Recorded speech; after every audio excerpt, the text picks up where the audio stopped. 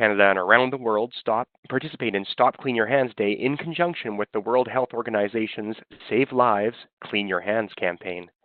Every year, 220,000 Canadian patients, approximately 1 in 9, will develop a hospital-associated infection during their stay in hospital, and an estimated 8,000 of those patients will lose their lives. Furthermore, the cost to treat hospital-acquired infection is estimated to be more than $100 million annually. This year, CPSI is teaching the public and healthcare providers how to have clean care conversations and stop the infection crisis. We want to encourage compassionate conversations where healthcare providers, patients, and families work hand in hand to create a clean care culture.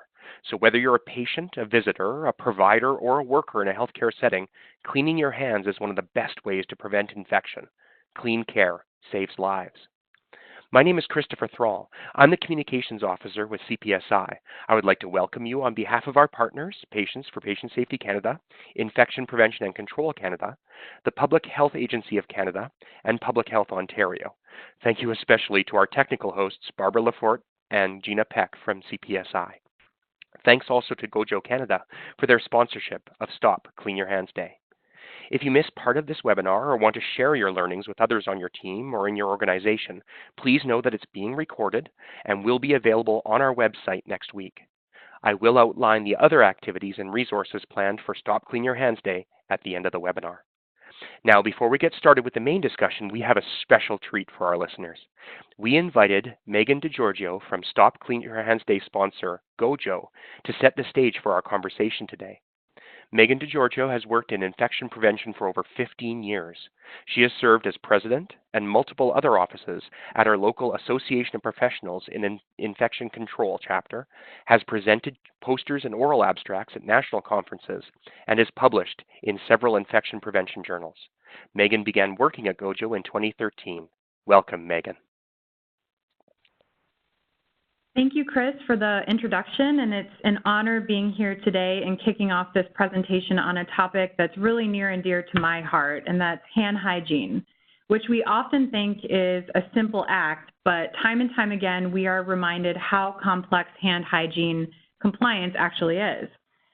So what really revolutionized hand hygiene was the paradigm shift from soap and water to the use of alcohol-based hand rub, as Pate and other colleagues eloquently outlined in the journal article that's shown on the screen. If you could advance the next slide, please. Thank you. And it was published last year. And the use of alcohol-based hand rub within the context of the multimodal strategy is really a blueprint for facilities who want real change, real improvement. But compliance, as we know, doesn't come easily, and one of the most challenging aspects of it is culture change. Next slide. So once we have all of the right tools in place, if you could advance the next slide.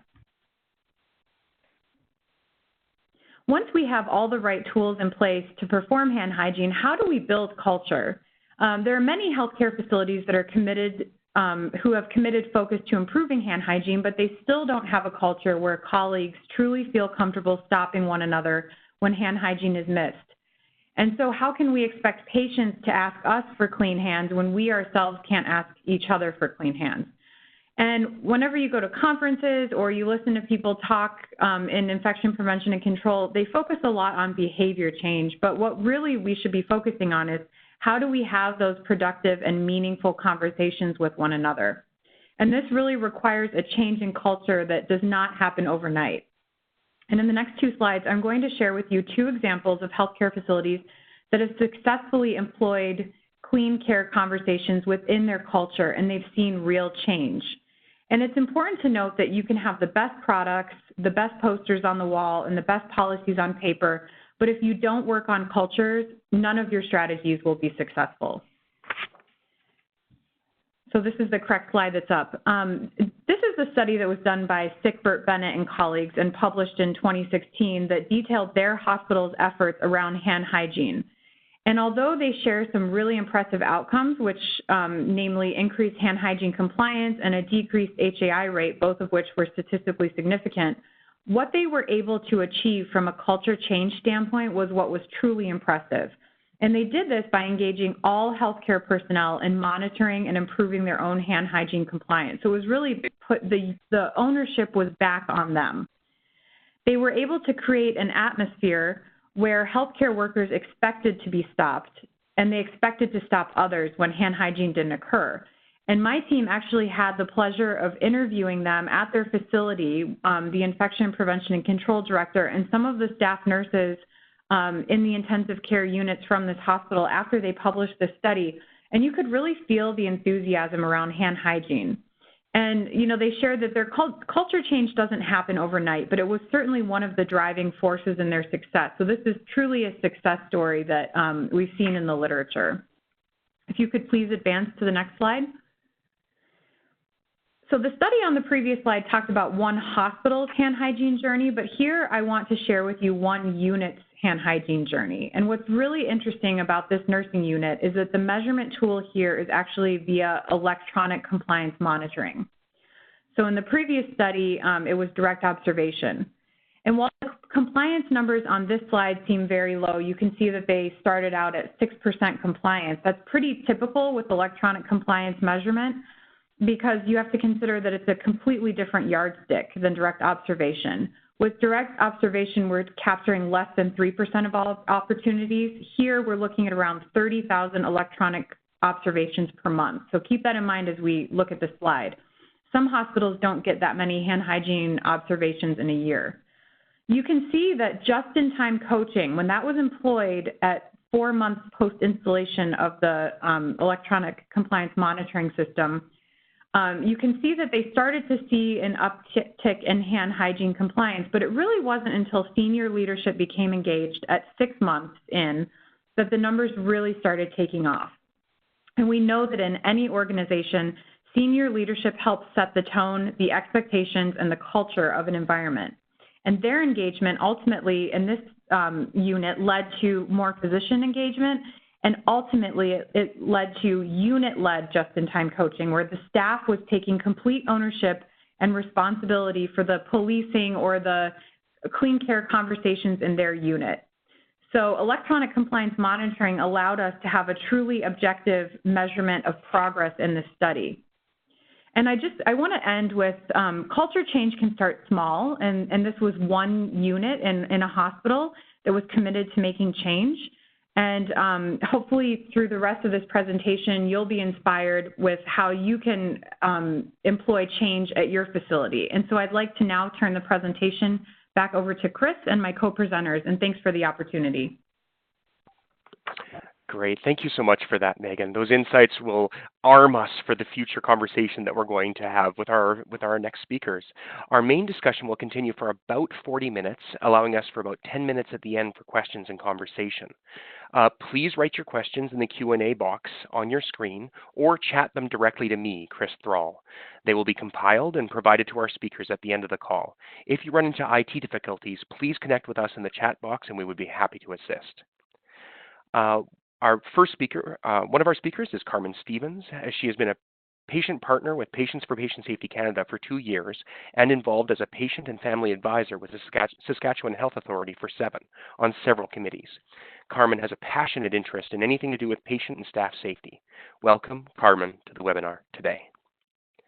Dr. Greg German, MD, PhD, FRCPC, DTM&H, is Prince Edward Island's medical microbiologist, infectious disease physician, and infection control consultant.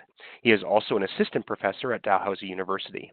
In 2015, he was awarded the President's Leadership Award from the Medical Society of Prince Edward Island for his expertise and collaboration in infectious diseases and infection control.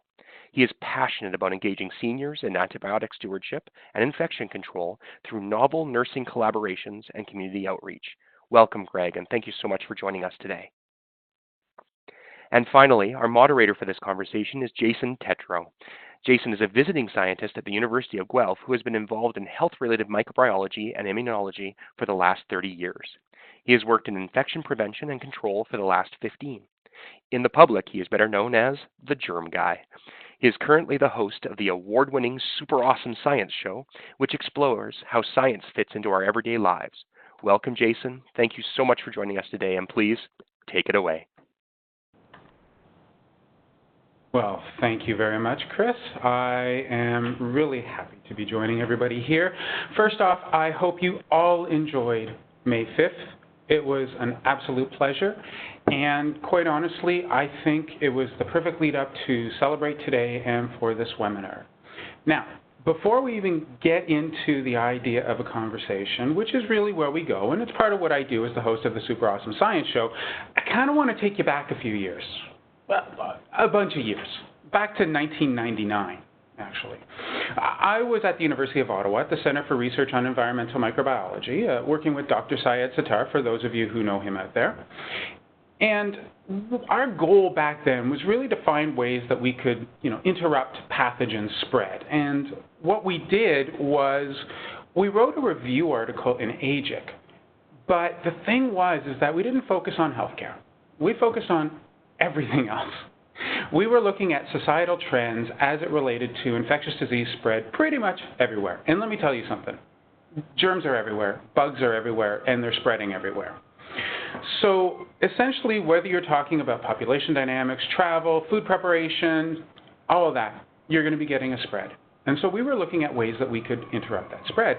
And there are a number of different ways, and we talked about sterilization, cleaning, disinfection, antisepsis, all of that stuff. However, around 1999, and this is very important, there was this really interesting thing that was coming out at the time.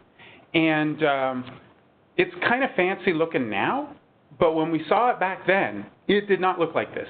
It was just a big jar with something that was clear in it that was called an alcohol-based hand rub. Now, the thing is it worked. And I mean, it was basically the answer to doing interruption of spread pretty much everywhere. And so we started promoting this as a way of being able to prevent infections in the public. It didn't go so well. However, what we did find out was that when we went back to healthcare, it was really doing a good job. So we decided to focus our efforts into healthcare. And we started pushing forward policy both at the hospital level and also at the government level to try and figure out ways that we could use alcohol hand sanitizers in order to reduce the spread of infections. Thank you, SARS. Without SARS, we wouldn't have really gotten anywhere. That's the only time you'll ever hear me thank SARS. Now, let's move a little bit further on to 2007. All of a sudden, I get a call from CTV Ottawa to talk about germs, to talk about the paper from 1999. We're talking 8 years later.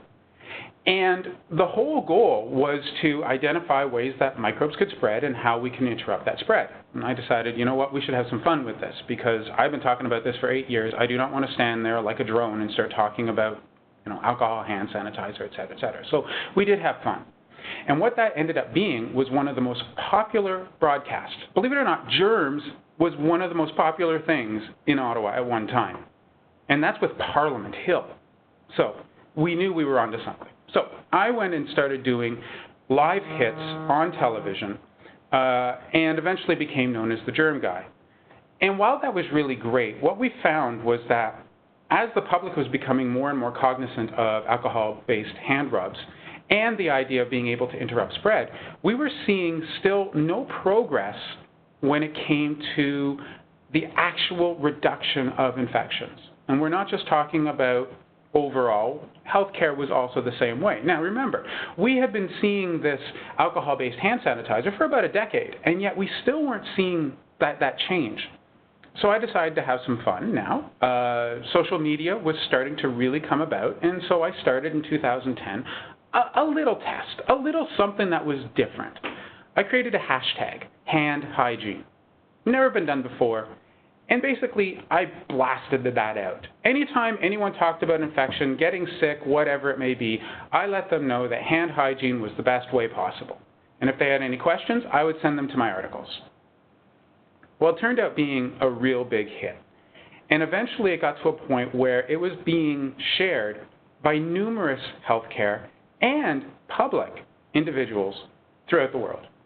Within a year, the World Health Organization contacted me and said, hey, can we do this as well? And they did. And so now when you see the World Health Organization, they will talk about hand hygiene, but they'll use the hashtag now. So as you can see, the whole idea of being able to create something and be able to make change is great. And that also ended up starting to see some change at the healthcare level because of Dr. Didier Pité and numerous others who had the May 5th Clean Hands Save Lives, and that was also making some significant progress. And alcohol-based hand rubs, again, was the whole point. And as Megan just showed you, when you're talking about a group such as healthcare, the use of what we call the trans-theoretical theory, which essentially is that graph that Megan showed, works.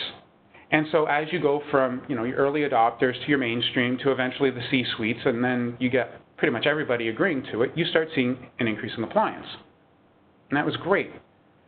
Now, how do you do that in the public? Well, that's when my books came into play.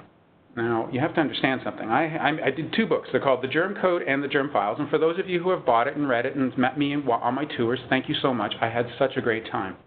But I also learned a lot.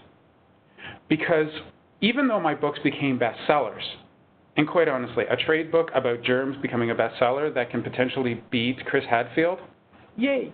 But in that context, it meant that people were actually caring about microbes.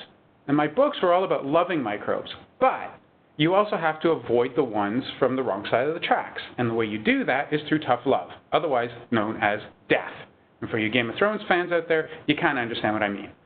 So the idea then became, how do we start connecting with the public to get them to really adopt this idea of being able to prevent infections as a result of using interruptive measures, much like we talked about back in 1999, using alcohol-based hand sanitizers or hand rubs as a means. And that's when things got a little bit sketchy, because I went into this thinking I could use that same trans-theoretical theory in the public. You can't, because there's something out there in the public that is, shall we say, an inevitable reality. There is a culture. There are stereotypes that people follow by, and there are things that you cannot change in the mind of an individual no matter how many jokes you make.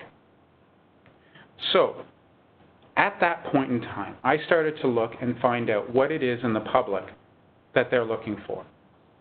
And what I realized was that they're actually looking for the exact same thing that we were looking for back in 1999. It's just for some reason, the idea of having safe health care and having patients believing that there's safe health care, there was this huge gap.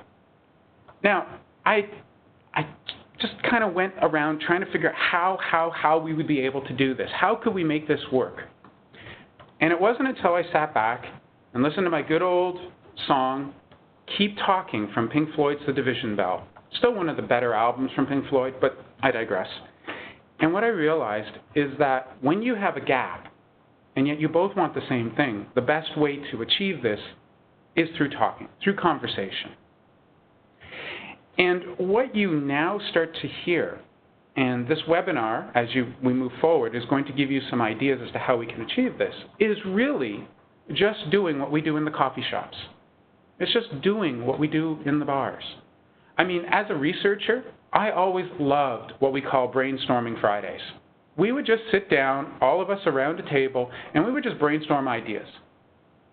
And what was neat was that a couple of those ideas actually stuck, and they ended up being papers. So there is success in talking. There is success in having those conversations.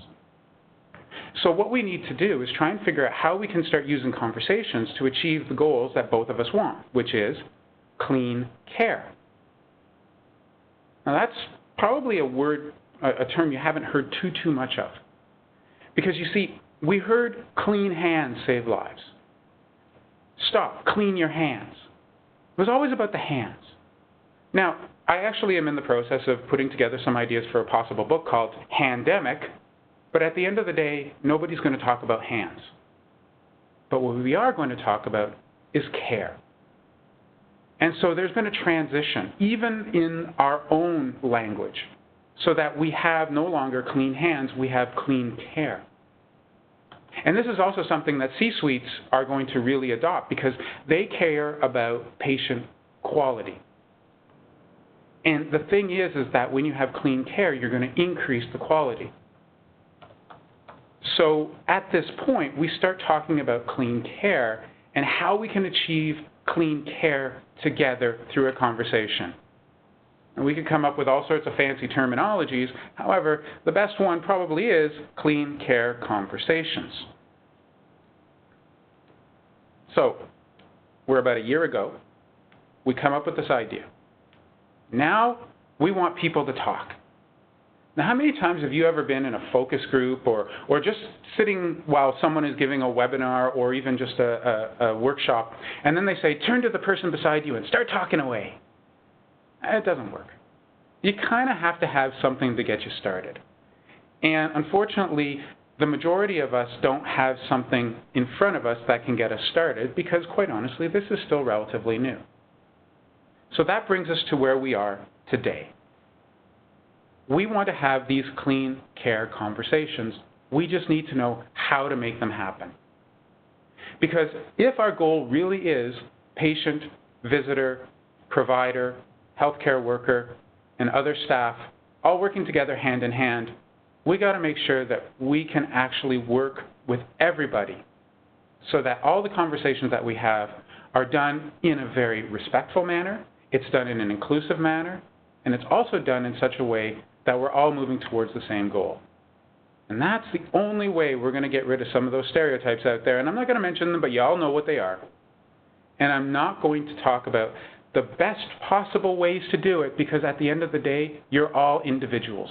You're all people who have your own cultures, your own backgrounds, your own preferences. So let's work together so that we can make those clean care conversations work for everybody, making sure we have that equity, diversity, inclusiveness that we all need. And right now, we're going to start learning about how to do this with our next presenter. Gregory, are you there? Oh. Greg, I think you're muted. We'll get him. While we're waiting for him to come on, let me just say one other thing. If you go on Twitter or you go on any of the social medias and you look at what the World Health Organization is doing, and you go back a few years for May 5th, what you'll actually notice is that they've also changed the language. It's gone from clean hands to clean care. And more importantly, they say clean care and health and Hi, health Jason, for I'm here all. now. Can you hear me? Hey, how are you? Great. I didn't do the muting. Someone else did. But I'm here. Oh, I hate it when, well, you know what? People mute me all the time. I totally get used to it. But the fact of the matter is that if you keep going back to Pink Floyd, they're going to keep you there all the time, all right? I like The Wall. That's all I can say about Pink Floyd. So, all right. Well, let's tell you what. Let's break down the walls and start those clean care conversations by throwing it over to you. I really look forward to your presentation.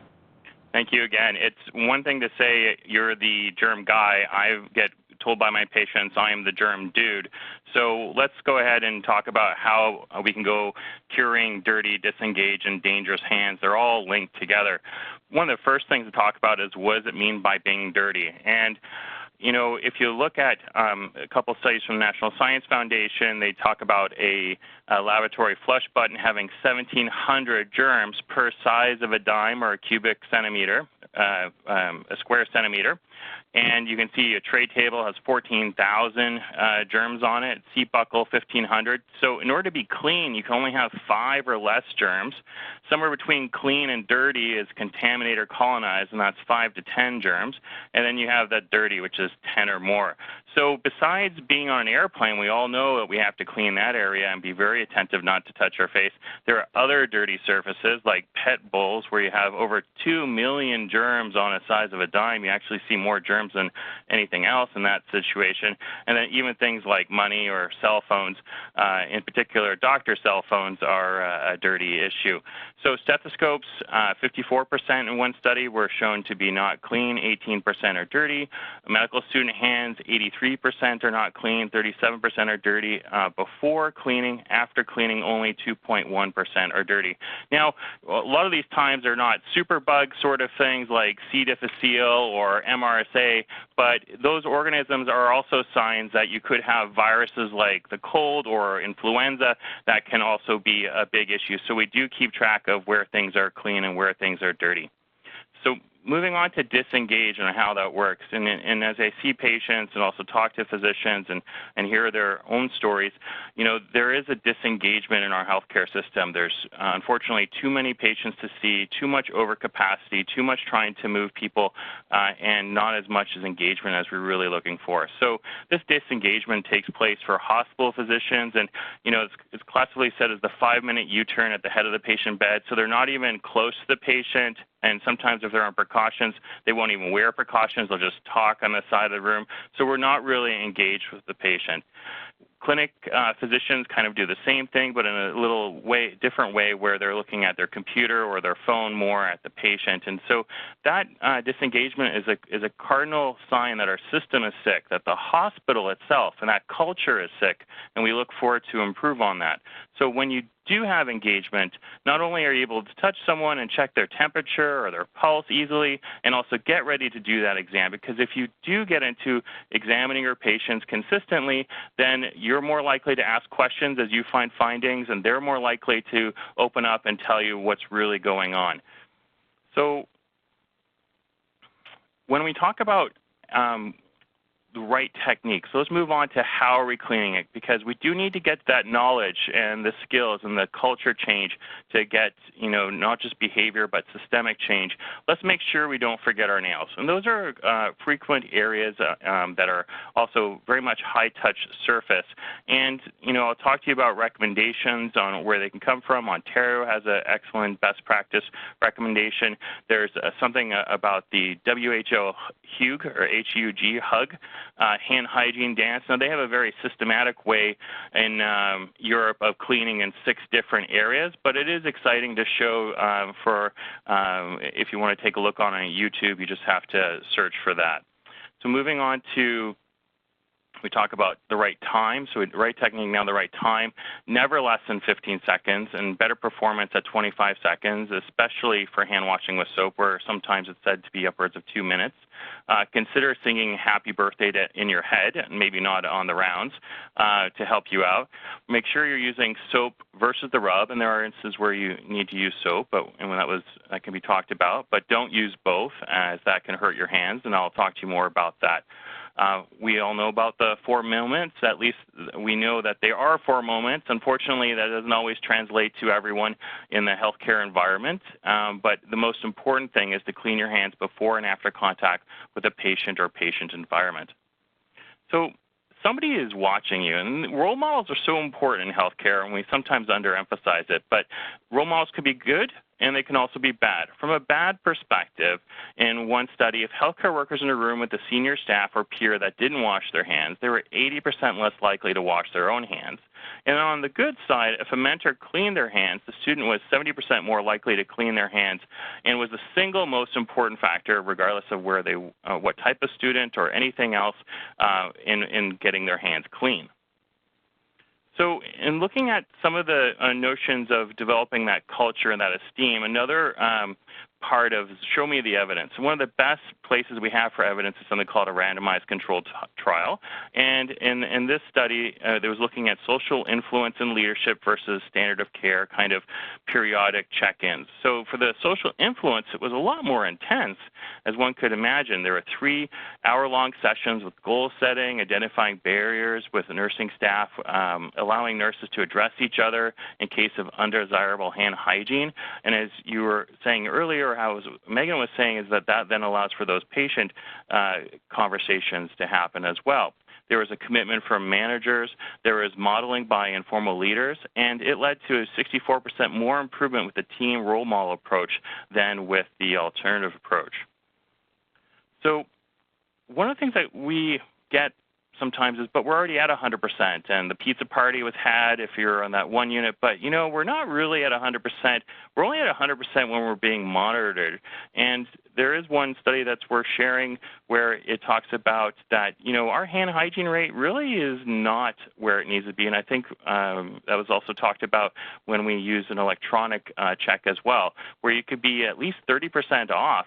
And it's really this Hawthorne effect where, like, why is someone watching me, that's increasing the numbers. And that's a challenge. That's sad. And we hope to do better. in talking about technology, can we just Wi-Fi it? So we're still looking through and trying to understand that. Now, there are positives to that where you get immediate feedback on a perhaps weekly basis. There's one abstract at conference where it showed the number of clicks on the unit on a big sign that was electronic, and you could see there was 33,000 clicks that week. But there are some cons or things that are still needing to work through. It's a cost, it's a distraction, potentially.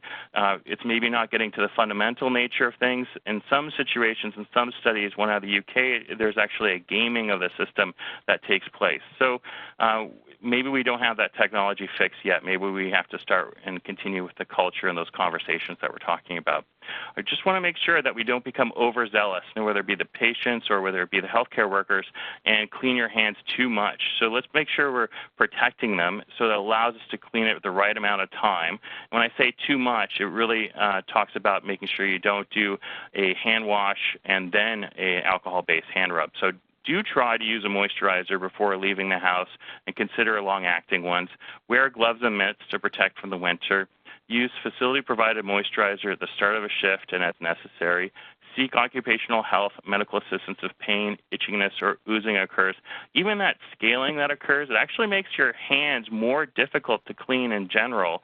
And so then now you think you have clean hands, but because of all the crevices and cracks, they end up becoming easy to transmit organisms. And then, as I said before, trust that alcohol-based hand rub is less drying for your hands than soap and water.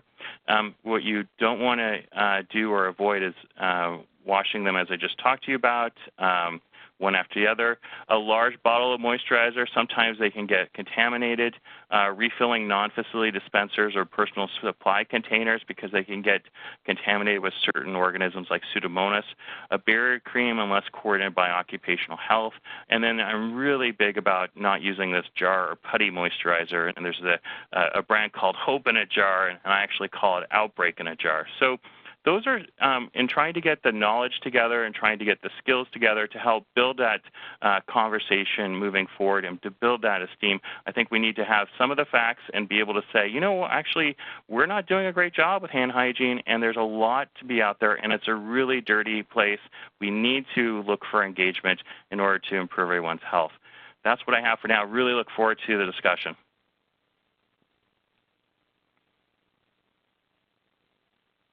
Am I back?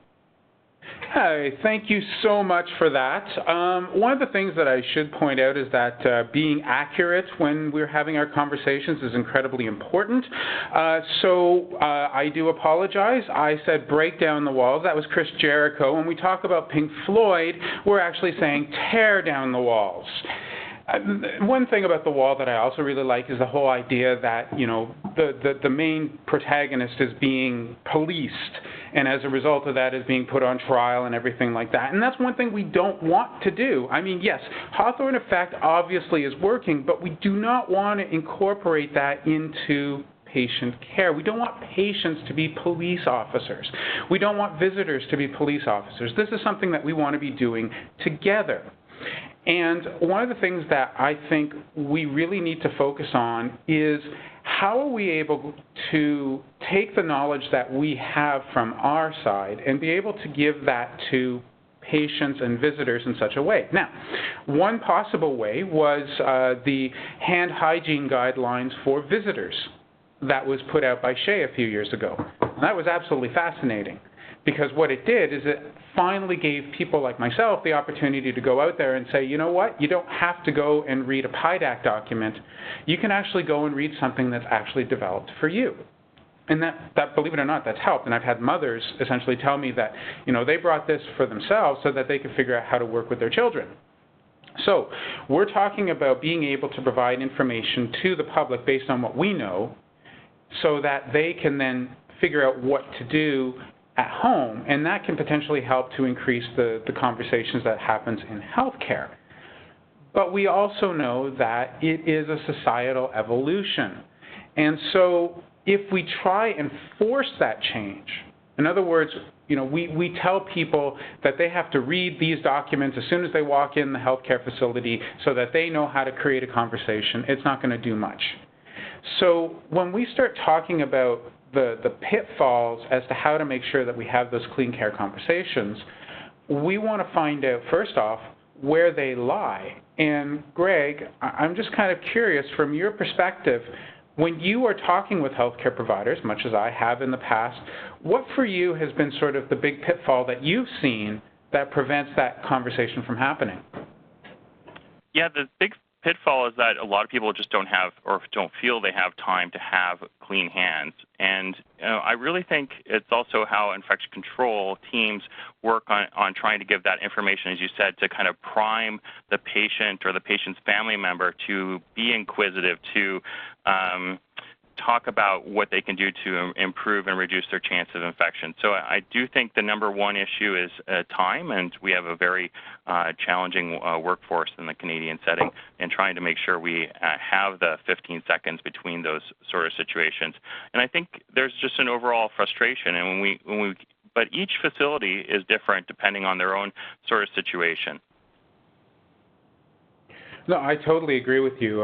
Having gone throughout different areas of the country, I know that some provinces are a little more focused on one aspect of hand hygiene. Some other provinces are more focused on a more holistic, if you will, approach. I find that it's very interesting because we have the individual and then we have the systems approach. And a few years ago, I was in Geneva at the World Health Organization, and we were actually talking about the Ebola outbreak, epidemic that occurred in West Africa. And one of the interesting things was that people ended up talking more about systems approach, conversations, trying to gain people's trust, trying to get people to believe their doctors. And I found that absolutely fascinating because we tend to focus on this side on systematics.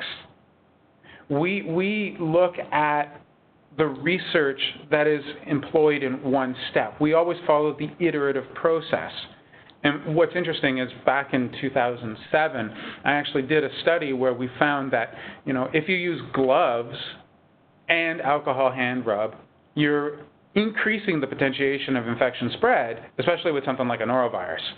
So there were these systematic approaches that we were talking about, but at the end of the day, when we started looking at the systems, we completely forgot that there is that patient-visitor component in there. And so I'm curious, from your perspective, have you sort of seen that push for more systems approaches as opposed to those systematic iterative approaches that we're so used to in research? I think in many jurisdictions where they now start to engage the C-suite and they start to have it so that their performance is attributed to their bonuses, for instance, is one of the ways of I see that moving forward. I think, unfortunately, you talked about policing, but some places have to have mandatory reporting of hand hygiene processes in general, and they post that on the walls. And so, there is the carrot side of that, too, that encourages and it opens the let's just say, underneath the rock to see what's going on at each of these places, allowing for bigger systems to take place, brighter systems, more evolved systems.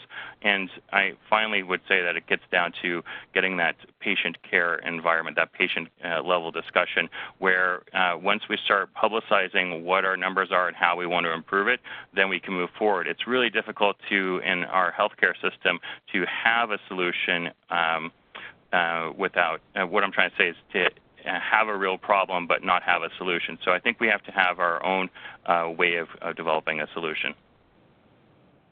Yeah, I find that absolutely fascinating because even as I said earlier in the webinar, we initially were talking about clean hands and now we're talking about clean care, which is basically a systematic to a systems approach, which, sort of makes sense.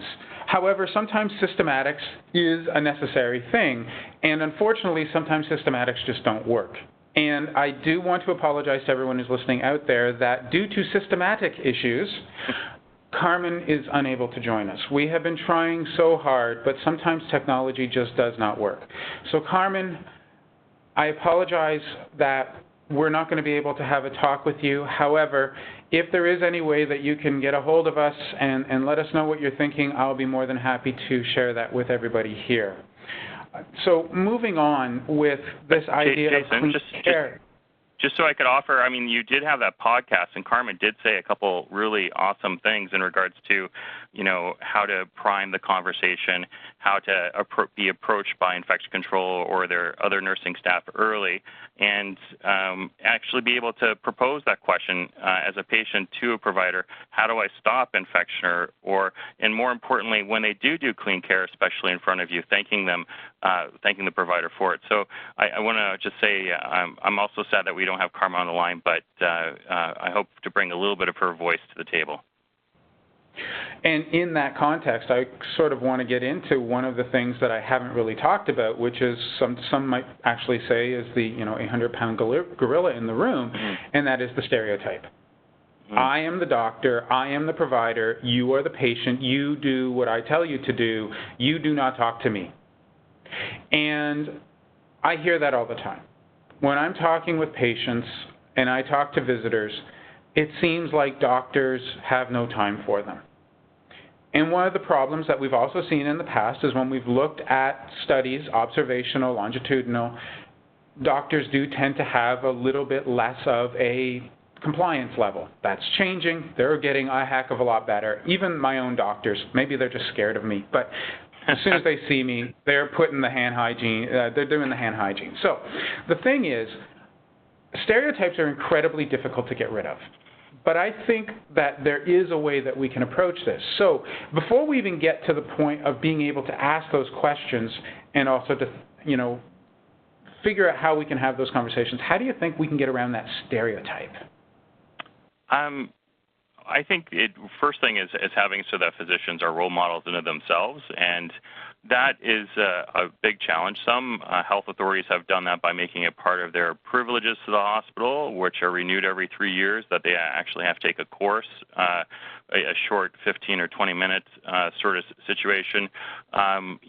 What's interesting in the veterinary world, if you're talking about antibiotics, there's actually a new mandatory module that all the people for a veterinary association in a province have to do. So perhaps we need to take it from a public perspective. The colleges are a public trust, and we need to think of it from a politician or a political or a public sense of, well, let's do our best there, but also, more importantly, say, hey, we haven't done a good enough job yet, so what can I do as a patient to improve and reduce the chance of improve my health and reduce the chance of spreading infections?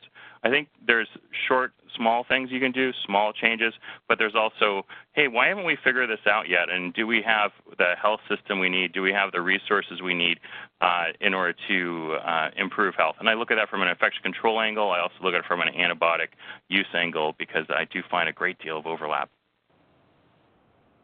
Yeah, and I think in that context, being able to look at it as being care as opposed to hands is really going to help as well. I think one of the problems from a stereotypical perspective is that for some reason people come in, they're sick, and primary care is supposed to fix them. And I've talked to so many primary care physicians. Actually, on my show, we talked to Lisa Sanders, who is the basis for the show House MD. And what they say is, we are the beginning of a conversation. We start the conversation to figure out how we can best develop care. And I don't think people are very aware of that when we talk about triage and then we talk about, the consult and maybe a second consult and then admitting, these are all steps to be able to get us to a point where we have someone who is safe, who can go home, who is healthy. But each one of those steps really is a conversation. It's just that conversation always seems to be happening from the healthcare side, but not necessarily from the patient and visitor side. I think this is where we can start incorporating that process so people understand that there are areas where they can have those conversations, not just necessarily about clean hands, but just in general being safe. Absolutely. I think the clean hands or being safe process, there's always someone that's willing to listen to you in our Canadian system. It may not be a physician, but I would also say it's worth trying, and it's worth practicing these clean care conversations as a patient. And as from a nursing student perspective or other student perspective, these are difficult conversations. They take practice in order to do from one colleague to another. And you can imagine that from some patients, I would, in my practice, have no trouble coming up to me and saying this or that in terms of a clean care conversation. But about 90% of them would say, oh, I would never do that or say that. So it's trying to say, you know what, our new expectation is that we're in a challenging situation. You're part of the solution, and you have the best eyes, the best ears, and we really care for your health to get you going. No, I totally agree with you. And what I want to do right now is, before I just move on, we're going to get into a little bit of talking about something that you all have been doing, and that is talking. Now it's time for you to talk to us. So while we get through this next little stage here, I want you to be able to start putting those questions together. I want to hear from you. And when you hear what we're about to talk about, you know why I want to hear from you. So, Greg, you ever been to one of those conferences, just any conference whatsoever? You've been to conferences, right? Yes. You get a badge, right? Yeah, and you get a badge. And then they have these little things that you attach to your badge, the flare, if you happen to be an Office Space fan. And you get some people who might have, one little piece of flair that says, first-time member or something. And then you got the people who basically have as much flair that it literally looks like it could be part of a dress. It just goes right down to the end of the floor. And what I find so fascinating about that is I may not know who those people are. I may not know the individuals who have all that flair, but boy, do I ever want to get to know them, because they represent to me the champions of that field, the champions of that conference. They may not be the keynote speaker. They may not even be on the panel, but I know that they have a passion that is what we like to call the unsung hero, or, the champion. And I'm curious, to all the people who are listening out there, how many of you know a champion and how many of you are champions for clean care? And for you, Greg, have you ever actually run into these champions when you've been at conferences, and what's it like talking with them? Well, it's phenomenal. They're a fountain of knowledge. Everything they say is so said well and eloquently, and they know not just the regular story, but they know the backstory, and so they're kind of like rock stars at conferences in a lot of ways. And these are our mentors who have been going around a bit. I'm starting to get a couple of those swag on my badge, so to speak, so I'm getting there. But, to get back to the thought about champions, we are really tapped from a healthcare resource perspective for infection control teams, and being able to recognize who those champions are, from the frontline healthcare workers, the nursing staff, and being able to somehow bless them and say, thank you so much for everything you do. Your passion is contagious, and that's the right type of contagion that we need. So, whether it be a button that you put on their own little tag, or there's some other way, a wall that's, contagious champions, or probably better word a different way, but we do need to recognize those champions, especially in our resource-constrained setting. Contagious champions. I love it for so many wrong reasons. I think that's fantastic. Yeah. And finally, one thing I also find about champions is that they are so full of respect. When they come up to me, they are just so delightful. They're so positive. Even when we start talking about things that are challenges that occur in their field, or as patients, when I'm talking with the public, they're always so respectful about it, because they understand that we're all trying to get to that place together. And I think, the whole idea is that if we maintain that respect, I think we might be able to, tear down those walls, as I was saying, but do it in such a way that not only will the walls come down, but maybe those stereotypes will disappear as well. You got me there. That's good. There we go. So I will turn to Chris and see if we have had any champions reach out to us. You bet. Thank you both so much for that. Jason, Greg, the conversation has been amazing, and it's definitely inspired quite a few other conversations in the chat room and the Q&A box. I'm going to remind everybody listening right now to please send your questions to me directly through the chat box, and I can make sure that they're asked of Jason and Greg, as well as through the Q&A box, and we can make sure that we get your questions answered, because we do want to keep this conversation going. So I also regret that we don't have Carmen with us today, but she's definitely listening in. I can actually see her line still active, but we just can't get her on the phone. So thank you very much for joining us as well, Carmen. I did have one quick question from Samantha come out about the SCHEA article that you mentioned, Jason. Do you remember any of the article information for that? Or if you could look that up and supply it to us afterwards. They were looking for the SCHEA article that was geared towards the public for hand hygiene. It's an actual article, but it's also a guideline that you can download as a PDF. And if you were to Google, I believe, SCHEA and hand hygiene guidelines and for visitors or something along those lines, it should come up. I haven't done it in a while because I basically was forced to memorize it like 5 years ago. So, but yes, you can easily find it, and I'm sure that my colleagues here at the Canadian Patient Safety Institute will be more than happy to provide that link with the webinar. You bet. Thank you so much then, Jason.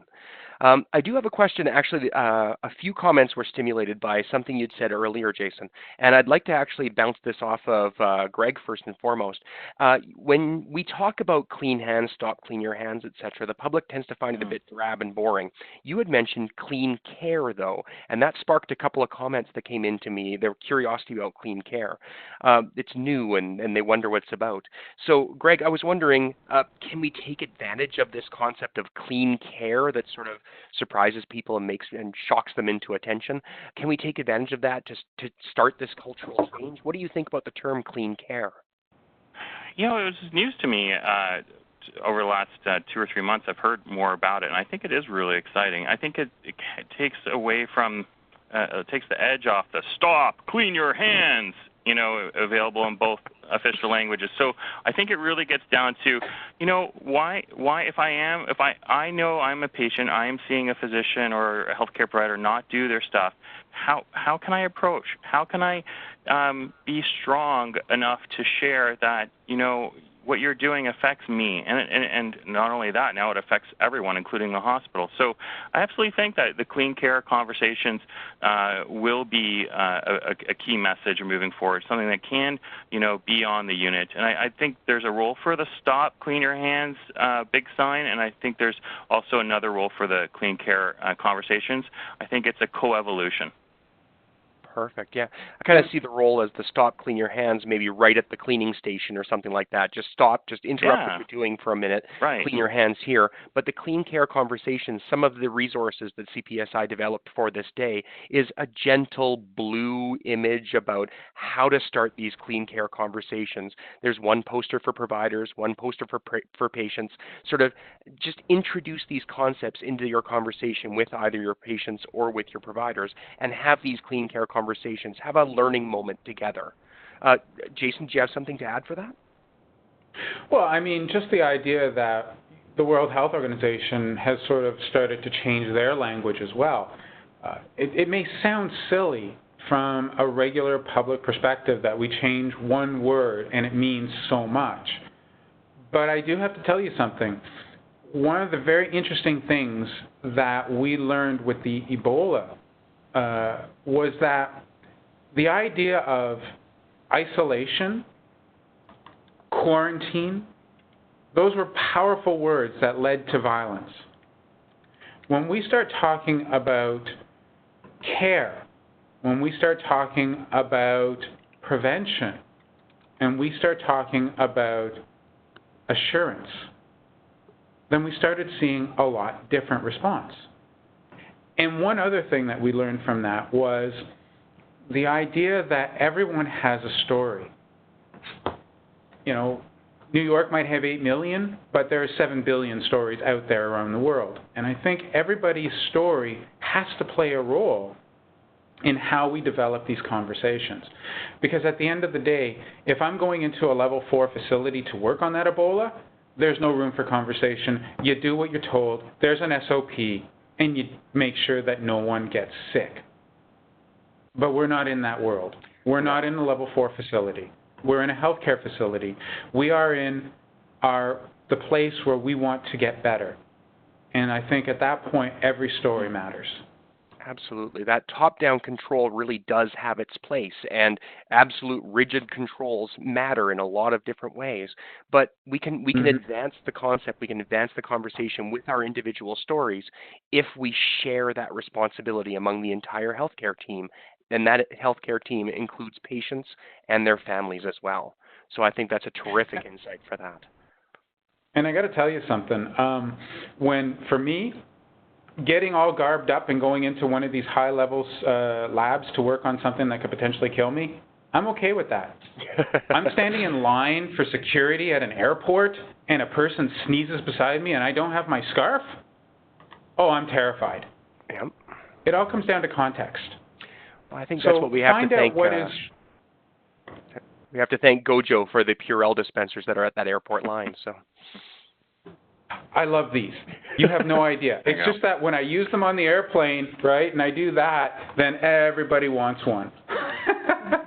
But the thing is that everybody's cultural context is going to play a role. And I think in that idea, when we are in a healthcare facility, it's not as bad as people might think. You know, there's still definitely going to be some risk. But like I said, if I'm in an airplane or I'm in that airport line, I'm a heck of a lot more concerned than I am when I'm in a healthcare facility. Maybe we should get that across to people as well and make them realize that the healthcare is really a place where they can try to feel safe and have conversations so that we can make sure it's clean. Perfect. Thank you so much. I do have just one more question that came up from the floor, and I think we have enough time to address it, but I wanted to open the floor to both of you, Jason and Greg. Let's bring in the equality, diversity, and inclusion comment. How do we have these conversations that make sure that we are respectful and inclusive of all stakeholders? There are a number of different populations that are excluded from a lot of these conversations, a lot of these resources even. How do we make sure that we are including everybody in this conversation? Jason, I'll try first, and just to say that, the documentation, there's a lot of patients wait a lot of time. They get the name being patient, and there's a fair amount of time to review documentation. And I think having documentation in their own language, not necessarily an official language, is a key kind of check-in or calling card in to help from a diversity perspective. I think them knowing that if they really want to have that conversation, a lot of healthcare authorities have now a rapid translator service that can be tapped on to improve that. And then it was already mentioned about having stories and being able to share a story from someone who from a diverse background was able to have that conversation can speak for itself. Now, there are definite cultural approaches to that where this idea of working through the power dynamics are a challenge, but I think we can lead by example and also showcase the ones that do lead by example, those facilities, those units, those areas of the country that have been able to embrace diversity. I completely agree. I also want to just point out very quickly, for me, there was this one place in Markham, which is just northeast of Toronto, that I went to. It was a healthcare facility for all different cultures. And what I found so fascinating was that there were champions for all the different backgrounds who were there. And they weren't healthcare workers. They were patients. They were visitors. They were people who were just showing up to be there for the people who are coming in from different countries, from different backgrounds, and might be scared. And it was incredible how that happened. So I think not only do we need to have the availability of information, but I think if we can identify those volunteers who can be champions for diverse groups, I think that's going to be fantastic. And finally, as we saw in New York City, and I have to bring this up because we are talking about care, religious leaders and those who are behind healthcare and good options are the best people to have as spokespeople. Because what we are seeing with measles in New York right now is finally coming down thanks to those religious leaders finally coming out and say vaccination works. If we can get everybody to start saying the same thing about clean care with respect to hand hygiene, alcohol-based hand rubs, whatever it is, we're going to have a much, much better time of it. That one fundamental message that clean care saves lives. Absolutely, I couldn't agree more. So I do see that we are at time right now, so I wanted to thank both you, Jason, you, Dr. German, and of course, thank you so much, Carmen Stephens. We're so sorry you couldn't join us on here, but we thank you for sharing our time and expertise. Thanks, of course, to all of you for taking the time to attend. Thanks again to our partners, Patients for Patient Safety Canada, Infection Prevention and Control Canada, the Public Health Agency of Canada, and Public Health Ontario. Thanks also to Gojo Canada for your sponsorship of Stop Clean Your Hands Day. Please visit handhygiene.ca to find out how you can participate in clean care conversations. You can take our quizzes, you can download our tip sheets to post them at your healthcare site, and listen to a special episode of our award-winning patient podcast that both Jason and Greg mentioned in the webinar to find out more about how to start clean care conversations. Remember to use our Facebook profile banner to spread the word and use the hashtags Stop Clean Your Hands Day and Clean Care Conversations in your posts. If you want to continue the conversation started in this discussion, please feel free to send us an email. We'll forward your comments and any questions you may have that were unaddressed onto our speakers. You should all receive Barb Laforte's follow-up thank you email in your inbox shortly, and you can respond to that. We will also post a recorded copy of this webinar in the next week or so. Thank you again. Have a wonderful Stop Clean Your Hands Day, and we'll hope to see you again soon. Take care.